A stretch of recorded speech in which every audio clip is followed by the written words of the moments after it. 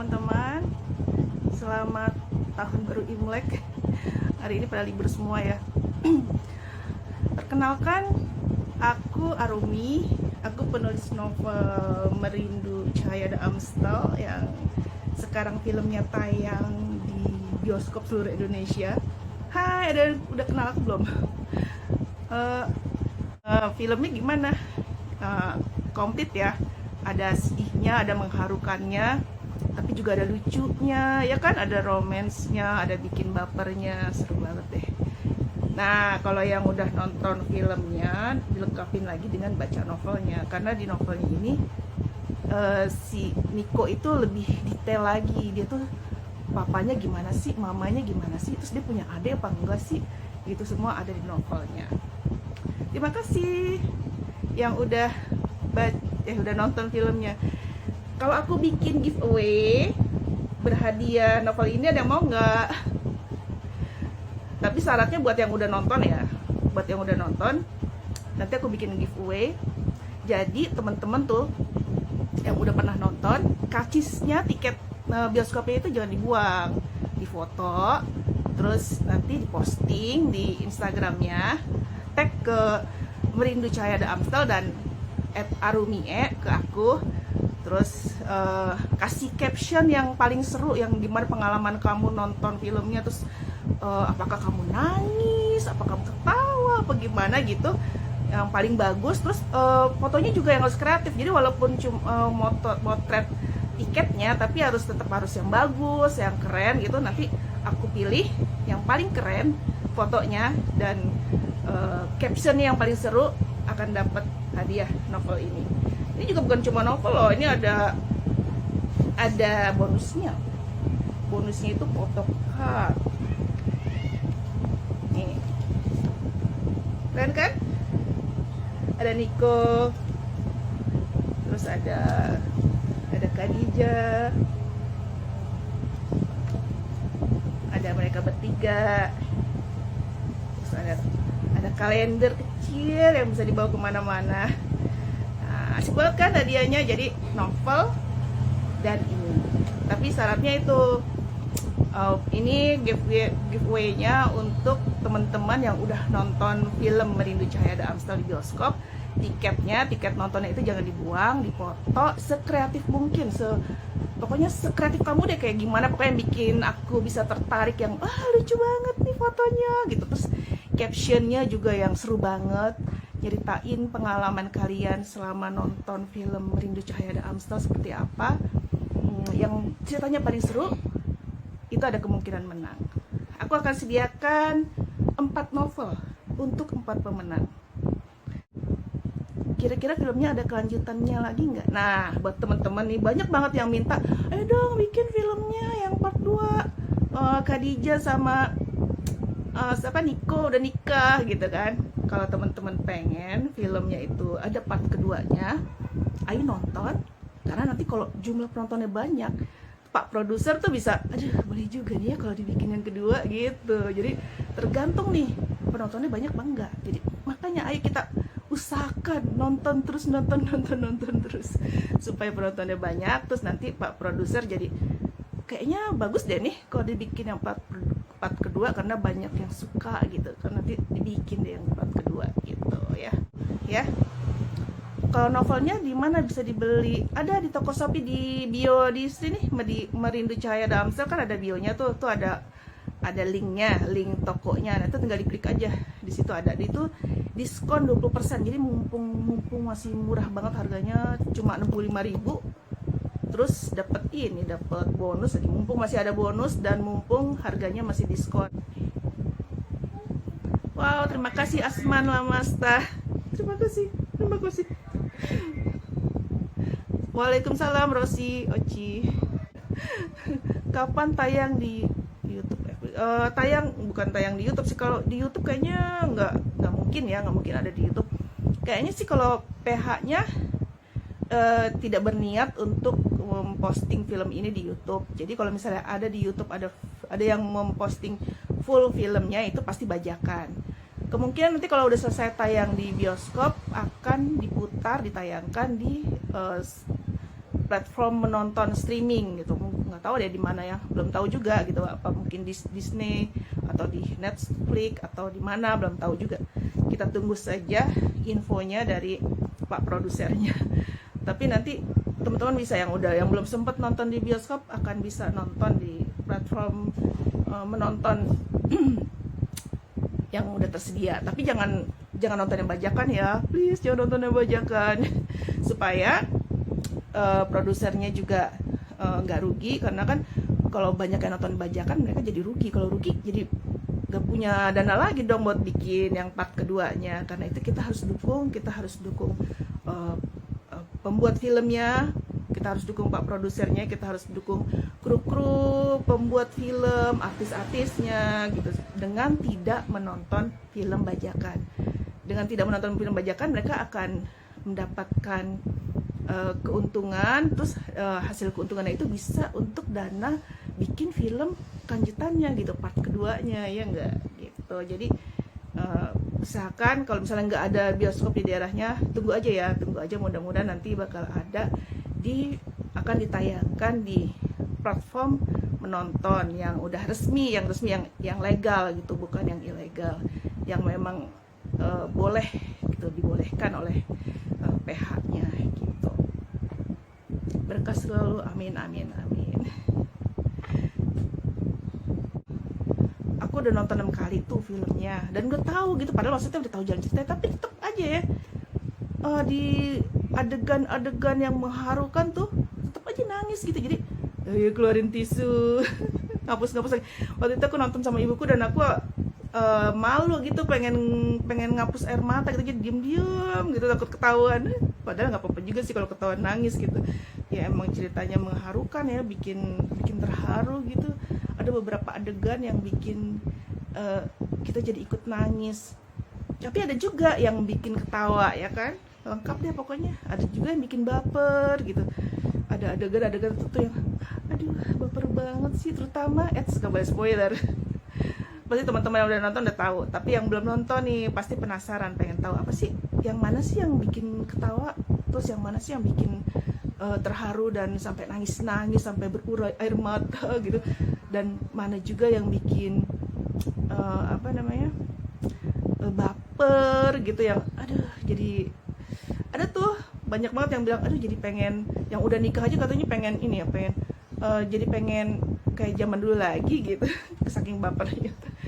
Jadi emang ini ceritanya walaupun mengandung pesan-pesan religius gitu, religi, tapi untuk anak muda. Jadi gayanya tetap bisa bisa diterima oleh anak muda. Jadi kita sebagai anak muda gitu ya, sebagai anak muda tuh kita bisa menikmati filmnya karena pesan-pesan kebaikan yang disampaikan itu ringan dan tidak menggurui gitu. Jadi cuma pelan-pelan kita udah sadar sendiri lah, walaupun nggak pakai ceramah yang panjang lebar, tapi kita dengan sendirinya menyadari gitu. Banyak banget kok teman-temanku tuh ada yang dia perantau gitu, maksudnya perantau, dia ngekos gitu, di rumahnya di mana, terus dia ngekos.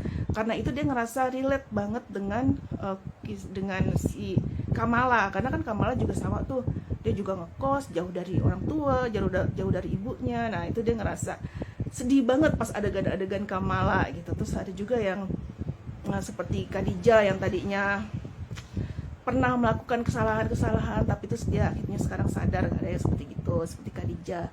Terus ada juga yang kayak Niko gitu, yang dia pengen antara dia memilih mendapat hidayah, tapi jangan sampai ke alasannya karena manusia gitu. Alasannya harus karena memang dia sudah menemukan hidayah, sudah mendapatkan hidayah, sudah mendapatkan keyakinan bahwa ini yang terbaik buat aku gitu, bukan karena orang gitu, bukan karena orang lain, tapi karena memang itu adalah pilihannya sendiri. Jadi setiap tokoh dan karakter itu mewakili banyak orang gitu. Terus bahkan temanku yang beberapa yang non muslim pun bisa menikmatin film ini, karena dari film ini mereka bilang jadi tahu gitu, jadi sadar, oh ternyata Islam itu indah ya gitu. Islam itu damai, menyampaikan sesuatu dengan kedamaian gitu. Tidak seperti isu-isu yang dibikin, yang banyak hoax-hoax gitu, yang buruk-buruk tentang Islam. Ternyata Islam tuh penuh kesejukan gitu dari film ini. Jadi mereka bisa melihat Islam yang baik itu seperti apa gitu. Itu. Terus kami beda keyakinan tapi sayangnya yang sabar. Oh iya, sabar ya. Semoga nanti ada jalan, kalau memang udah jodoh pasti ada jalannya. Soalnya ada tuh gitu juga, aku ngajak tetangga aku gitu kan nonton, terus dia ngerasa bahwa relate banget karena dia mengalami apa yang dialami oleh Khadijah gitu. Terus dia ngerasa ya itu emang kalau udah jodoh itu emang gak bisa menghindar gitu. Dia udah berusaha untuk udahlah kita emang beda, nggak bisa gitu kan, udah selesai, berhenti, udah nggak usah gitu kan. Tapi karena memang sudah jodohnya, ada aja jalannya, untuk akhirnya bersatu, akhirnya ya udah jadi gitu kan. Percayakan aja semuanya kepada Allah, karena Allah yang paling tahu yang terbaik buat hambanya. Kita berusaha sebaik mungkin aja menjadi yang terbaik. Tuh. Bismillah, dapat bukunya ya. Ya, jadi untuk aku ingetin lagi buat teman-teman yang udah nonton film Merindu Cahaya Amstel, jadi aku pengen ngasih hadiah nih. Buku dan filmnya ceritanya sama persis atau gimana kan? Nah, makanya mesti baca novelnya dan nonton filmnya. Tapi untuk aku kasih tahu aja ya bahwa di novelnya ini ceritanya lebih detail gitu loh, karena kan novel itu, kalau film itu kan dibatasin waktu ya, cuma bisa 1 jam lewat dikit gitu. Jadi kan nggak bisa semuanya yang ada di novel ini diceritain, karena nanti kepanjangan, bisa-bisa nanti 3 jam filmnya, terus pada bosan nontonnya gitu. Jadi kalau di novelnya ini lebih detail lagi. Kisahnya si Niko itu, dia tuh ayahnya seperti apa, mamanya seperti apa, terus dia punya adik apa enggak, itu ada semua di novelnya. Dan tidak bisa diungkap di filmnya karena durasi yang terbatas. Oh ya, siapa yang udah berhasil, kapan bisa nonton film ini di Malaysia? Wah iya nih, banyak banget ya teman-teman di Malaysia yang pengen banget nonton film ini. Mudah-mudahan ya, semoga nanti setelah selesai tayang di bioskop, film ini bisa tayang di Malaysia juga. Amin, amin, semoga ya, karena banyak banget yang teman-teman dari Malaysia yang bilang pengen nonton banget film ini. Semoga nanti bisa ya tayang di sana. Dan jangan lupa nonton juga harus tetap patuh sama protokol kesehatan ya, supaya kita tetap sehat. Jadi supaya kita bisa tetap nonton terus dan bioskop bisa tetap buka, kita tetap sehat, bisa nonton dengan aman dan nyaman. Ya, itu protokol kesehatannya jangan dilupakan. Tetap pakai masker, tetap rajin cuci tangan, dan jaga jarak. Oke. Anjani Fitria, alhamdulillah, terima kasih ya. Terima kasih buat teman-teman yang udah nonton. Aku sangat senang dan bersyukur sekali karena banyak banget yang nonton dan semuanya kebanyakan suka filmnya gitu, alhamdulillah. Dan ada hikmah yang bisa diambil, walaupun mungkin hikmah itu kecil, tapi tetap insya Allah ada hikmah yang bisa diambil dari film ini dan dari kisahnya gitu ya. Mungkin bisa menyentuh hati kita gitu, kayak contohnya banyak deh contohnya ya nggak sih. Aku ngambil dari trailer aja ya supaya nggak spoiler. Misalnya kayak ketika Kamala bilang, hati-hati loh Khadijah, jangan sampai kamu bersikap munafik tapi kamu nggak sadar kalau udah munafik. Nah itu kadang-kadang kita suka gitu kan, kita suka nggak sadar gitu. Nah kata-kata itu bisa jadi menyadarkan kita supaya kita lebih harus hati-hati. Ada filmnya True Story Kak, iya gini, karakternya itu memang dari karakter nyata yang benar-benar ada. Jadi aku dapat inspirasi ketika aku ketemu langsung sama tokoh Niko dan tokoh Khadijah. Itu benar-benar ada, dia jadi inspirasi dari karakter Khadijah dan Niko. Nama asli mereka bukan Khadijah dan Niko tentu saja, karena mereka nggak mau diekspos gitu identitas mereka. Tapi mereka nggak keberatan untuk kisah mereka disampaikan untuk sebagai inspirasi bagi teman-teman semua gitu. Jadi ya itu pakai nama samaran jadi Khadijah dan Niko. Tapi ini bukan biografi. Jadi ini bukan kisah mereka dari awal sampai akhir gitu, enggak. Ini karakternya aja yang terinspirasi oleh pengalaman mereka, kenapa akhirnya bisa dapat hidayah gitu. Tapi ceritanya, jalan ceritanya itu adalah fiksi gitu, fiksi karangan aku sendiri, karena ini memang bukan novel biografi. Ini kan novel fiksi yang terinspirasi dari kisah nyata gitu. Jadi bedanya biografi, buku biografi atau dokumenter dengan novel yang terinspirasi dari kisah nyata. Jadi tokohnya itu memang ada, jadi sumber inspirasi cerita ini yang aku tulis. Tokoh seorang gadis Belanda mualaf yang pernah aku temui gitu, dan aku sangat terkesima sama dia. Terus gara-gara ketemu dia, aku jadi terinspirasi untuk bikin novel ini. Dan begitupun tokoh Niko. Jadi tokoh Niko itu adalah seorang fotografer Eropa yang dia mendapat hidayah ketika dia seorang fotografer, terus diperintahkan untuk memotret wanita-wanita yang mengaji di sebuah masjid di kotanya, di sebuah negara di Eropa. Terus ketika dia motret tuh moto aja gitu ya. Ketika udah jadi itu, terus dia ngeliat wajahnya dari foto-foto itu seperti bercahaya gitu. Jadi wanita-wanita yang ikut pengajian itu kan pakai kerudung gitu kan, pakai hijab. Terus dia ngelihat kayaknya kok wajahnya bercahaya gitu. Terus dia jadi penasaran, kenapa sih kok mereka wajahnya bisa kelihatan bercahaya gitu. Terus akhirnya dia jadi penasaran dengan Islam gitu. Terus dia jadi ikut mempelajari, jadi sering ke situ tiap ada pengajian ke masjid itu. Akhirnya dia dapat hidayah. Nah, itu jadi tokoh itu yang jadi inspirasi karakter Niko. Begitu juga dengan seorang gadis Belanda itu, dia menceritakan kisah pengalamannya dia akhirnya mendapatkan hidayah, dan dia memang benar bisa bahasa Indonesia. Jadi ngomong sama dia enak aja ngomong bahasa Indonesia karena dianya jago bahasa Indonesia. Terus itu jadi inspirasi dari tokoh Khadijah. Tapi kalau cerita cintanya dan sebagainya itu adalah imajinasi aku. Itu adalah kreativitas aku menciptakan cerita itu. Tapi karakternya itu terinspirasi dari karakter nyata gitu. Itu bedanya dokumenter, biografi, dan novel fiksi. Jadi ini bukan biografi, bukan kisah hidupnya si seseorang yang namanya disamarkan jadi Khadijah, tapi dia ini kisah fiksi yang terinspirasi dari tokoh yang benar-benar ada, dan pengalamannya aku jadikan inspirasi untuk cerita ini gitu. Amin ya. Terima kasih. Nanti buat yang mungkin telat ikutan ya nonton live ini, aku save ya supaya nanti bisa, mungkin ada yang ketinggalan terus mungkin nggak tahu nih ngomongin apa sih.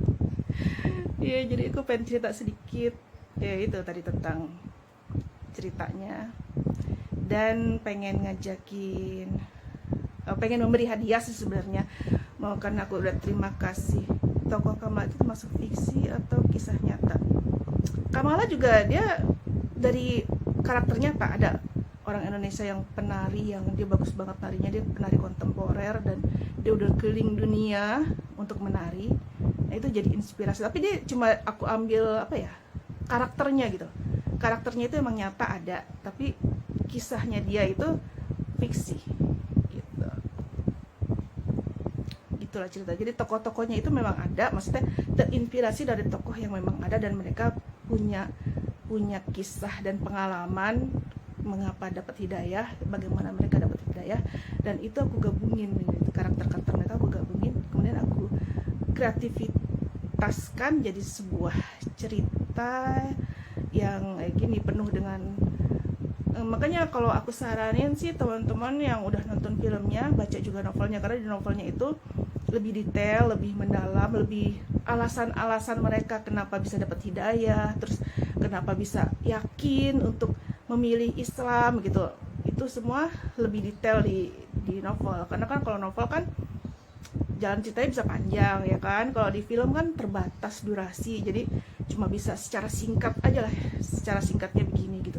Tapi kalau di novel itu bisa lebih detail lagi ceritanya. Kenapa si Nico aja tuh butuh waktu yang cukup lama untuk bisa akhirnya menyadari gitu apa yang selama ini dia cari. Terus kenapa judulnya Merindu Cahaya The Amstel? Emang apa hubungannya Cahaya The Amstel dengan cerita itu gitu? Itu padahal ada di novel, itu ada diceritain pas sebenarnya apa sih Cahaya The Amstel itu gitu. Filosofinya ada di novelnya. Syaratannya gitu, bukunya gimana aku lupa.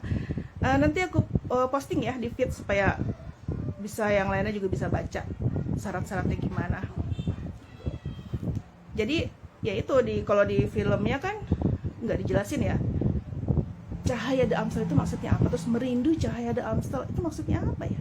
Nah kalau di novelnya itu ada itu adalah judul yang filosofis sebenarnya, jadi mengandung makna yang dalam puitis, jadi judulnya puitis dan mengandung makna filosofis. Dia mewakili sebuah apa ya, sebenarnya cahaya itu adalah cahaya itu mewakili hidayah kan, jadi cahaya. Jadi Merindu Cahaya The Amstel itu maksudnya gini, si Nico itu kan dia orang Belanda, dia pernah hidup di Indonesia tapi cuma sebentar gitu, jadi lebih banyak di Belanda. Terus dia tiap hari itu kalau jalan itu ngelewatin, selalu di pinggir melewati sungai The Amstel lah, karena Amstel itu adalah sungai yang membelah kota Amsterdam gitu. Tuh ada sungai besar tuh kan, di filmnya ada tuh yang ada kapal-kapal lewat. Nah itu sungai The Amstel. Si Nico itu tiap hari lewat situ gitu. Terus dia mencari kebenaran itu ada di mana sih gitu. Dia sampai jauh-jauh. Kalau di novel tuh dia nggak cuma seputar Amsterdam aja, dia sampai pergi jauh untuk menemukan apa yang dicari. Sebuah cahaya yang pertama kali itu dilihat di wajahnya si Khadijah itu, yang dia penasaran, nih orang kenapa sih kok bisa bercahaya gitu loh. Dia sampai nyari ke berbagai tempat, akhirnya dia pas endingnya dia menemukan bahwa cahaya itu memantul di sungai The Amstel, dalam arti bahwa sebenarnya cahayanya dia itu adalah ada di Amsterdam itu. Siapakah dia? Nah itu baca novelnya dan nonton filmnya, karena kalau nanti aku bilang jadi spoiler ya enggak. Hello Mr. Amsterdam, ada lanjutannya kisah Peter kalau nggak salah. Oh iya, halo Indri. Ya kalau Hello Mr. Amsterdam itu spin off sih sebenarnya. Jadi kalau di novelnya ini kan lebih detail ya. Jadi si Khadijah juga diceritain tuh tentang ibunya gimana, bapaknya gimana. Kan kalau di film kan cuma ada tapi nggak ngomong gitu kan. Kalau di novel tuh ada dan ada dialognya. Terus sampai tantenya Khadijah tuh siapa, sampai sepupunya juga ada. Nah itu kalau di novel lebih lengkap gitu. Nah jadi di novel itu ada sepupunya Khadijah yang ikut mempengaruhi jalinan cerita si Khadijah dengan Nico dan Kamala gitu. Jadi ikut mempengaruhi. Dan si Peter ini menurutku tokoh yang menarik untuk dibikinin cerita. Karena itu aku bikin spin off-nya, judulnya Hello Mr. Amsterdam. Itu cerita tentang si Peter itu, sepupunya Khadijah. Dan di Hello Mr. Amsterdam itu